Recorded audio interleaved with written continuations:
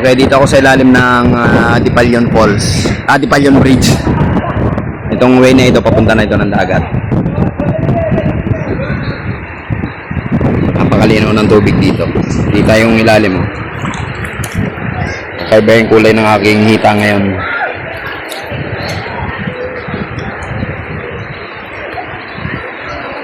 Maraming naliligo sa lugar na yun.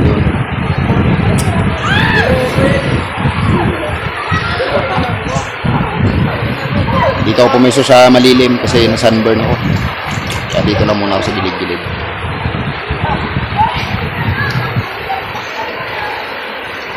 Maraming naliligo dito. Maya-maya lang dadami pa ito. Accessible kasi itong tulay ng Dipalyon kasi may paparadahan na ginawang tulay dati na hindi natapos. So yung mga 4 wheels pwedeng pumarada dyan. Tabi lang mismo ito ng kalsada. Kaya accessible ito sa mga sa mga pupunta rito. Simple lang, nasa gilid din ng kalsada pero napakalinaw ng tubig oh. Meron dong diving board. At marami naliligo sa banda roon.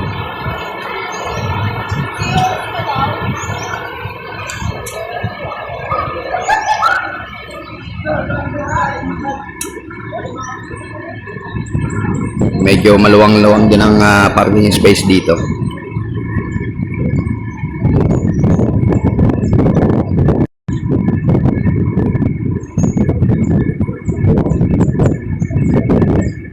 Okay, nag-ano na yan.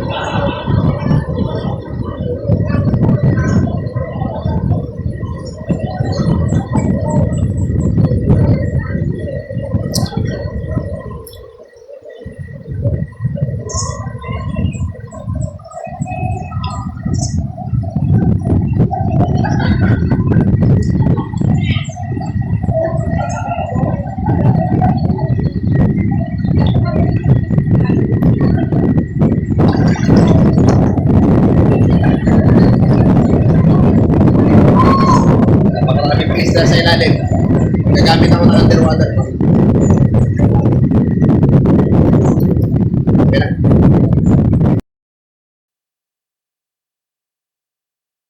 Okay, so isinuot ko yung aking full mask. Then, kinuha ko yung aking underwater cam.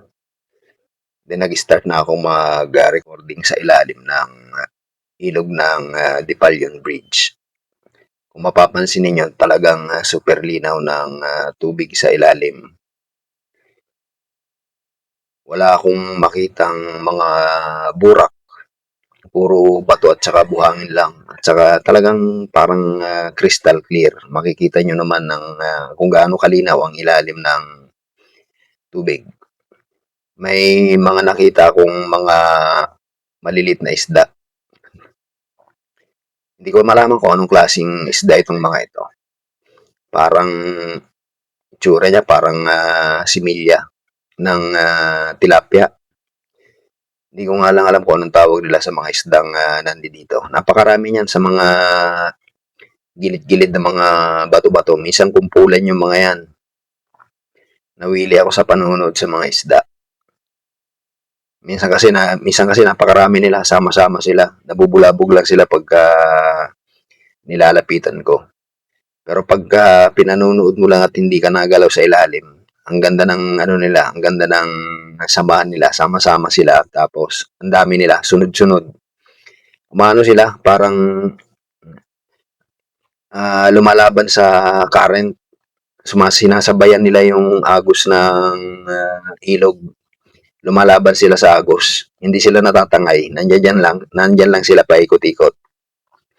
Malakas ang ano dyan, yung agos. Pero sila, nilalabanan nila yung agos. Hindi sila natatangay palayo. Nandyan lang sila. Parang sinasalubong nila yung agos ng tubig. Mapapansin nyo naman yung agos. Ang bilis ng agos ng tubig, pero yung mga isda, stable pa rin sa isang lugar. May mga maliliit na mga dahon-dahon na tinatangay ng agos. Mapapansin nyo kung gaano kabilis ang agos ng tubig. Pero yung mga isda, hindi sila apektado. Para silang stable lang. Ayun, napakarami nun. Kumpul-kumpul yung mga yun. Akala ko nga walang isda sa lugar kasi nung unang tingin ko, hindi mo makikita kung hindi mo masyadong tititigan at hindi ka gagamit ng underwater cam. At medyo mailap sila pagka nilalapitan mo. Nagkakanya-kanya silang pulasan. Ayan, ang dami niya, no? Pero minsan mas marami pa diyan yung kumpulat. Yung iba medyo mas malaki pa diyan. Kaya naisipan kong gamitan ng underwater cam para makita nyo ang itsura ng tubig ng ilalim ng Dipalyon Bridge. Bali, ang oras dyan mag-alas 12 na. Bali, nagmamadali na nga kami dyan gawa ng paalis na kami sa lugar. Yan ang pinakahuling destination namin kasi malapit na yan sa bahay ni na Ryan. Mga ano na lang siguro, wala pang 3 minutes. Nasa bahay na kami ni Ryan yan. Walking distance lang yan yung Dipalyon Bridge sa bahay ni Ryan, yung tinuluyan namin. Okay, so umahon na ako. Tinignan ko ulit. Then lumublub uli ako dyan. Kasi parang may naispatan ako na isdang medyo kakaiba. Nung pagsisid ko, hindi ko na nakita yung isda. Hindi ko malaman kung saan sumuot. Baka sumiksik sa mga butas, sa mga bato-bato. Hinahanap ko siya, hindi ko na makita kung saan na napunta.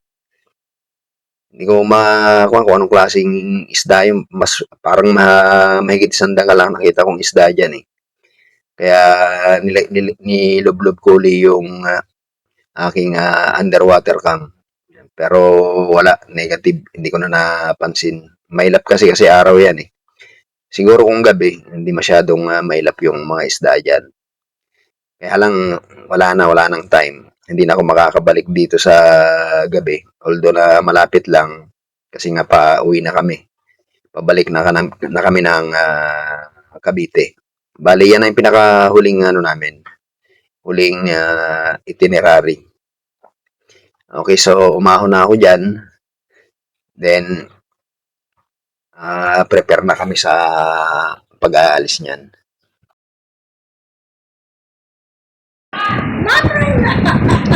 Nagsunod kasi ay, buti na lang. Hindi ko ako nakita, tumalun ako. May diving board. Mas mataas. Ganyan kataas, oh. Yung sinasabi ko yung tayo. Doon, taas pa doon. Mataas yun sa may... Doon sa likod. Malalim doon. Ayun, sana kapin doon ay tayo dyan. Baybayin mo to. Silipin mo dyan. Ha? Bubunihin. Bakit? Bubunihin ng ano. Ng bato. Dapat kasi pakukuluan yun, tapos yung pinagpakuluan, iinumin mo na yun. Wala ka na naman eh. Ayaw maniwala. Hindi naman daw. Sabi niya sa'yo. Pakulo na yung kumala sa akin. Kasi tayo. Wala ka sa dagat naman siya.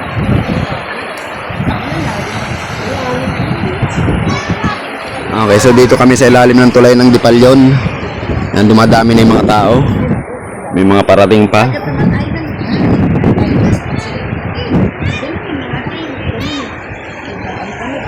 May mga diving doon. Pwedeng mag-dive doon sa mga lugar na yun. Ayaw mo sa bata.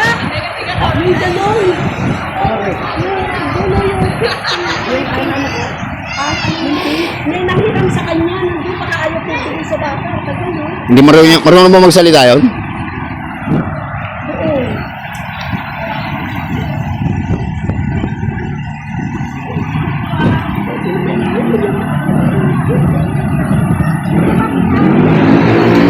Napakalinaw ng tubig dito sa ilalim ng tulay. Uy, nakakalasin na ako. Ilan na nabili? Dalawa lang daw. Dalawa lang. Pag-isa ko. Okay, palis na kami rito sa Dipalyon Bridge. Pabalik na kami sa bahay at magpapakap na kami. Grabe init ngayon.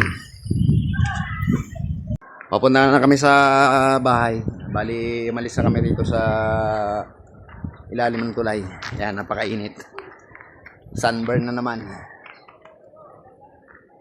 Papakap na kami. At maya-mayang kaunti, take off na kami mula rito. From General Nakar to GMA Cavite.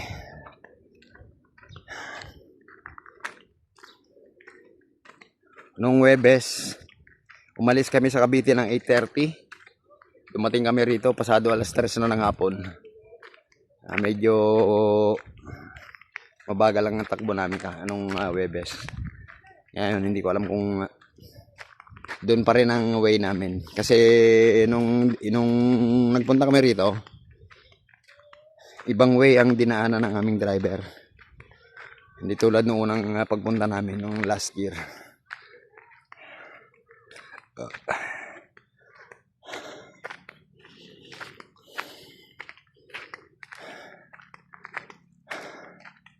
Grabe init. Pag naarawan na. Pasado na kasi alas 11 ngayon.